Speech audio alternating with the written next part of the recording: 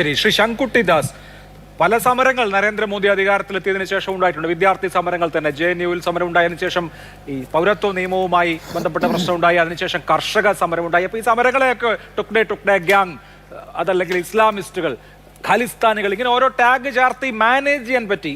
നേരത്തെ ശ്രീ റഹീം പറഞ്ഞതുപോലെ ഈ സമരത്തെയും അനായാസം മാനേജ് ചെയ്യാമെന്ന കാൽക്കുലേഷൻ തെറ്റിപ്പോയതല്ലേ? ഇത് ഏതെങ്കിലും തരത്തിലുള്ള ടാഗ് കുത്തിക്കൊടുക്കാൻ പറ്റാത്ത ഒരു സമരമായി മാറുകയും ഒരു ജനറേഷൻ ആകെ തന്നെ അതിന് നേരിട്ടോ വൈകാരികമായോ പിന്തുണ നൽകുകയും ഒക്കെ ചെയ്യുന്ന അനിതര സാധാരണമായ സാഹചര്യമുണ്ട്. ആ തിരിച്ചറിവിലായിരിക്കുമോ ഇപ്പോ മന്ത്രിമാർ, JP നദ്ദ അടക്കമുള്ള ആളുകൾ ഇടപെടുന്നത്?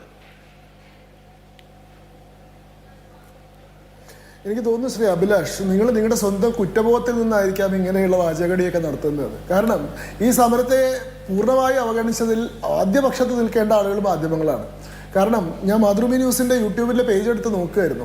ജൂൺ 6-ാം തീയതി അഭിജിത്ത് ദീപ്കയുടെ നേതൃത്വത്തിൽ സമരം തുടങ്ങിയ അന്ന് അതുമായി ബന്ധപ്പെട്ട ഒരു ചർച്ച നടത്തിയ നിങ്ങൾ പിന്നീട് ആ വിഷയത്തിൽ ഒരു ചർച്ച നടത്തിയത് സോനം വാങ്ചുക്കിനെ അവിടുന്ന് പോലീസ് സഫ്ദർജംഗ് ഹോസ്പിറ്റലിലേക്ക് മാറ്റിയതിന് ശേഷം മാത്രമാണ്. അതായത് 1.5 മാസത്തോളം ഈ വിഷയത്തിൽ നിങ്ങൾ ഒരു ചർച്ചയും നടത്തിയിട്ടില്ല എന്നുള്ളതാണ്. ഇത് തന്നെയാണ് ഇവിടുത്തെ പ്രതിപക്ഷവും ചെയ്തിട്ടുള്ളത്, ഇത് തന്നെയാണ് ഇവിടുത്തെ മാധ്യമങ്ങൾ ചെയ്തിട്ടുള്ളത്. ഇത് പൊതുസമൂഹം അവഗണിച്ചിട്ടുള്ള സ്വന്തം നിലയിൽ തകർന്നു പോയിട്ടുള്ള ഒരു സമരമാണ്. നോക്കൂ, ഈ സർക്കാർ അധികാരത്തിലേറിയിട്ടുള്ളത് ഈ രാജ്യത്തെ ബഹുഭൂരിപക്ഷം വരുന്ന ജനങ്ങളുടെ വോട്ട് കൊണ്ടാണ്. 140 കോടി ജനങ്ങളുടെ ഈ രാജ്യത്തെ 100 കോടിയോളം വരുന്ന ഇലക്ടറേറ്റിലെ 40% വോട്ട് കൊണ്ട് അധികാരത്തിൽ വന്നിട്ടുള്ള ഒരു സംവിധാനമാണിത്. അതിന്റെ തന്നെ 25% യുവാക്കളാണ് നമ്മുടെ രാജ്യത്തിന്റെ ജനസംഖ്യ എന്ന് പറഞ്ഞാൽ. അതായത് 26 കോടി യുവാക്കൾ 15-നും 29-നും ഇടയിൽ പ്രായമുള്ള ആളുകളുണ്ട്. അതിൽ 22 മില്യന്റെ പിന്തുണയാണ് ഇപ്പോൾ ഈ CJP എന്ന് പറയുന്ന സംവിധാനം അവകാശപ്പെടുന്നത്. അത് 2 കോടി 20 ലക്ഷം ആളുകൾ, അതിലെ ബോട്ടുകളും വിദേശ പൗരന്മാരും ഒക്കെ ഒഴിവാക്കി കഴിഞ്ഞാൽ 1.5 കോടി ആൾക്കാർ ഉണ്ടാവുമായിരിക്കും. അതിൽ തന്നെ 1000-ൽ താഴെ എത്ര ദിവസം ഈ സമരം നടന്നു? 21 ദിവസം സമരം നടക്കുമ്പോൾ 50-ഓ 100-ഓ ആളുകൾ മാത്രം നടത്തിയിട്ടുള്ള ഒരു സമരമായിരുന്നു അത്. അതായത് സ്വന്തം നിലയിൽ ജനപങ്കാളിത്തമില്ലാതെ മാധ്യമങ്ങളും പ്രതിപക്ഷവും ഒക്കെ അവഗണിച്ചു. ഇപ്പൊ ഈ ചർച്ചയിൽ വന്നിരുന്ന റഹീം പറയുന്നുണ്ട് SFI-യും ASF-ഉം DYFI-യും ഒക്കെ കൂടി നടത്തിയിട്ടുള്ള സമരമാണെന്ന്. നിങ്ങൾക്ക് ലജ്ജ തോന്നുന്നില്ലേ? ഈ സോനം വാങ്ചുക്കിന്റെ കൂടെ നിരാഹാരം നടത്തിയത് 23 ദിവസം ഐസയുടെ ഓൾ ഇന്ത്യ സ്റ്റുഡൻസ് അസോസിയേഷന്റെ 3 നേതാക്കന്മാരായിരുന്നു. SFI-കാരും DYFI-കാരൊന്നും അല്ല. സോനം വാങ്ചുക്കിന്റെ ജീവൻ രക്ഷിക്കണമെന്ന് പറഞ്ഞ് ഡൽഹി ഹൈക്കോടതിയിൽ കൊടുത്തിട്ടുള്ള ഹർജിയിൽ പോലും ഈ കൂടെയുള്ള 3 പേരുടെ ജീവൻ രക്ഷിക്കണമെന്നൊരു ആവശ്യം ഉണ്ടായിരുന്നില്ല. അവസാനം എങ്ങനെയെങ്കിലും ഈ സമരം നിർത്തിയിട്ടൊന്ന് ജീവൻ രക്ഷിച്ചാൽ മതി എന്നുള്ള നിലയിലേക്ക് അവർ പോയി.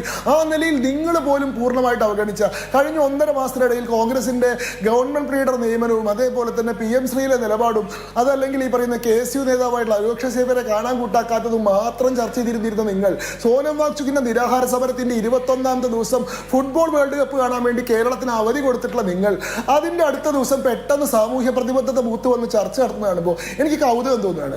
ഈ ചർച്ചയിൽ പങ്കെടുക്കുന്ന കോൺഗ്രസിന്റെ 2 പ്രതിനിധികൾ 2 നിലപാടല്ലേ എടുക്കുന്നത്? ഡൽഹിയിൽ നിന്ന് സംസാരിക്കുന്ന MP-മാരാണെങ്കിൽ എരവാദം പറയുന്നു, ഞങ്ങളെ അടിക്കുന്നു, ഞങ്ങളെ ആക്രമിക്കുന്നു, ഞങ്ങളെ അറസ്റ്റ് ചെയ്യുന്നു എന്ന് പറയുന്നു.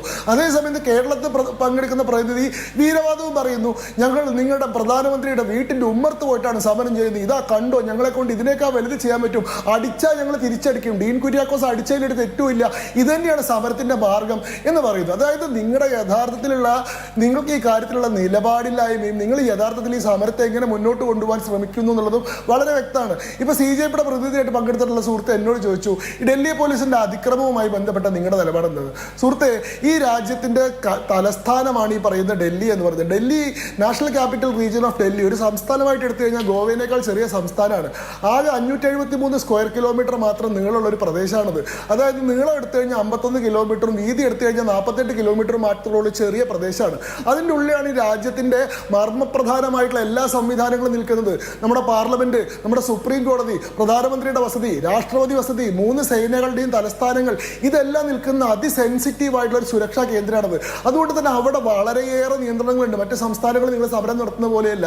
പ്രത്യേകിച്ച് ഒരു പാർലമെന്റ് മാർച്ച് നടത്തുന്ന സമയത്ത് 2001-ലെ പാർലമെന്റ് അറ്റാക്കിന് ശേഷം നമ്മുടെ രാജ്യത്ത് ഉണ്ടായിട്ടുള്ള നിയമങ്ങൾ പ്രകാരം പാർലമെന്റ് എന്ന് പറയുന്നത് ഒരു ഹൈ സെക്യൂരിറ്റി സോണാണ്. അവിടേക്ക് മുൻകൂർ അനുമതി ഇല്ലാതെ കോൺഗ്രസിന്റെ പ്രതിനിധി പറഞ്ഞു, ഞങ്ങൾ അനുമതി എടുത്തിട്ടുണ്ട്. അനുമതി എടുത്തത് ജന്തർ മന്ദറിൽ സമരം നടത്താനാണ്. അത് രാവിലെ 10 മണി തൊട്ട് വൈകുന്നേരം 5 മണി വരെ സമരം നടത്താനാണ്. 2ാമത്തെ ദിവസം തൊട്ടുള്ള സമരം നിയമവിരുദ്ധമാണ്. പാർലമെന്റ് മാർച്ചിലാണെങ്കിൽ ഒരു അനുമതി എടുത്തിട്ടില്ല. പോലീസുമായി ബന്ധപ്പെട്ടിട്ട് ഒരു നിങ്ങളെ എവിടെ നിന്ന് ആരംഭിക്കുന്നു, എവിടെ അവസാനിപ്പിക്കാൻ ഉദ്ദേശിക്കുന്നു, എത്ര ആളുകൾ പങ്കെടുക്കും, ഇതെല്ലാം പോലീസുമായി പങ്കുവച്ചതിന് ശേഷമാണ് ഇത്തരം കാര്യങ്ങൾ ചെയ്യാൻ. ഇതൊന്നും ചെയ്യാതെ രാജ്യത്തിന്റെ പല ഭാഗത്തു നിന്നും വിദ്യാർത്ഥികളെ കൊണ്ടുവന്ന് നിങ്ങളൊരു സമരം നടത്തുമ്പോൾ സ്വാഭാവികമായിട്ട് പ്രതിരോധിക്കാൻ പോലീസ് നിർബന്ധിതാവും. അങ്ങനെ പ്രതിരോധിക്കാൻ ശ്രമിക്കുന്ന പോലീസിനെ കല്ലെറിയും, അവരെ ആക്രമിക്കുകയും 118 പോലീസ് പോലീസുകാർക്ക് പരിക്ക് പറ്റുകയും 5 IPS ഉദ്യോഗസ്ഥന്മാർ ആശുപത്രിയിലാവുകയും ചെയ്യുകയും അത് ഞങ്ങളുടെ മിടുക്കാണ്, അടിക്കാൻ തന്നെയാണ് ഞങ്ങൾ ഉദ്ദേശിച്ചിട്ടുള്ളതെന്ന് ഈ കോൺഗ്രസിന്റെ പ്രതിനിധികൾ ചർച്ചയിൽ വന്ന് പറയുകയും ചെയ്യുമ്പോൾ സ്വാഭാവികമായിട്ട് പോലീസിന്റെ നടപടിയെ ന്യായീകരിക്കാൻ പൊതുസമൂഹം നിർബന്ധിതരാകും. കാരണം പോലീസുകാരും മനുഷ്യന്മാരാണ്, അടിക്കുന്ന ആൾക്കാരുടെ കൈകൂപ്പേണ്ട ആവശ്യം അവർക്കില്ല, പ്രതിരോധിക്കേണ്ട ബാധ്യതയുണ്ട്. പിന്നെ ഈ ചർച്ചയിൽ പങ്കെടുക്കുന്ന CPMന്റെ പ്രതിനിധി ആദ്യം മുതലേ പറയുന്നത് ലോകത്ത് എവിടെയെങ്കിലും നിങ്ങൾ കണ്ടിട്ടുണ്ടോ, ഇന്ത്യയിലല്ലാണ്ട് എവിടെയെങ്കിലും ഇത് എന്താ സാർ? ടിയാൻമെൻ സ്ക്വയർ നിങ്ങൾക്ക് ഓർമ്മയുണ്ടോ? 1989 ചൈനയിലെ ടിയാൻമെൻ സ്ക്വയറിൽ പ്രതിഷേധിച്ചിട്ടുള്ള വിദ്യാർത്ഥികളെ ടാങ്ക് കയറ്റി അരക്കിയാണ് നിങ്ങളുടെ കമ്മ്യൂണിസ്റ്റ് സർക്കാർ ചെയ്തിട്ടുള്ളത്. 2700 വിദ്യാർത്ഥികൾ ടാങ്കിനടിയിൽപ്പെട്ട് മരിച്ചിട്ടുണ്ട്. കമ്മ്യൂണിസ്റ്റ് പാർട്ടിയുടെ തന്നെ ഔദ്യോഗിക കണക്ക് പ്രകാരം 271 ആൾ മരിച്ചു എന്നാണ് ഇൻഡിപെൻഡന്റ് സോഴ്സസ് പ്രകാരം. ഇതല്ല ഞങ്ങൾ ചെയ്തിട്ടുള്ള. ഈ ചർച്ചയിൽ പങ്കെടുക്കുന്ന കോൺഗ്രസിന്റെ ബാൻ ആവശ്യപ്പെട്ടു, ഇന്ത്യയിലെ കാര്യം പറയട്ടെ സാർ. 1966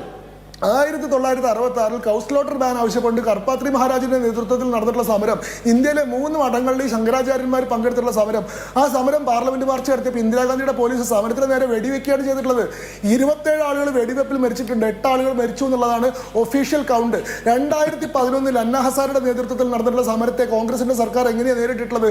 അന്ന ഹസാറിനെ ആദ്യം അറസ്റ്റ് ചെയ്ത് മാറ്റി, അതിനുശേഷം പൊതുരോഷത്തിന്റെ അടിസ്ഥാനത്തിൽ അദ്ദേഹത്തെ അറസ്റ്റിൽ നിന്ന് വിട്ടയച്ചു. അതിനുശേഷം അദ്ദേഹം രാംലീല മൈതാനിൽ സമരം നടത്തിയിട്ടുള്ള സമയത്ത് ബാബ രാംദേവ് ഉൾപ്പെടെയുള്ള ആളുകളെ രാത്രി പോലീസ് വന്ന് അറസ്റ്റ് ചെയ്ത് മാറ്റുകയും അവർക്ക് ഓടി രക്ഷപ്പെടുകയും ചെയ്യേണ്ടി വന്നിട്ടുള്ള സാഹചര്യം നമുക്ക് ഓർമ്മയില്ലേ? 2012 ഈ പറയുന്ന നിർഭയ സമരവുമായി ബന്ധപ്പെട്ട് റൈസീന ഹിൽസ് വരെ പ്രസിഡന്റിന്റെ വസതി വരെ വിദ്യാർത്ഥികൾ വളയുന്ന സാഹചര്യം ഈ രാജ്യത്തുണ്ടായപ്പോൾ അന്ന് കോൺഗ്രസിന്റെ ഗവൺമെന്റിനെ എങ്ങനെയാണ് നേരിട്ടിട്ടുള്ളത്? അങ്ങനെ ഒരു നിലയ്ക്കും ഇതിനെ അക്രമാസക്തമായിട്ട് നേരിടാൻ ഈ ഗവൺമെന്റ് ഉദ്ദേശിച്ചിട്ടില്ല. അതുകൊണ്ടാണ് 21 ദിവസവും അവർ സമരം നടത്തിയപ്പോൾ അത് നിയമവിരുദ്ധമായിട്ട് കൂടി ശക്തമായി നേരിടില്ല എന്നാണ് BJP പറയുന്നത്. പോലീസുകാരെ ആക്രമിക്കുകയും ചെയ്തു കഴിഞ്ഞാൽ ശരി, അതിന് CJP മറുപടി പറയാൻ എനിക്ക് ഒരു ഇടവേള അത്യാവശ്യമാണ്.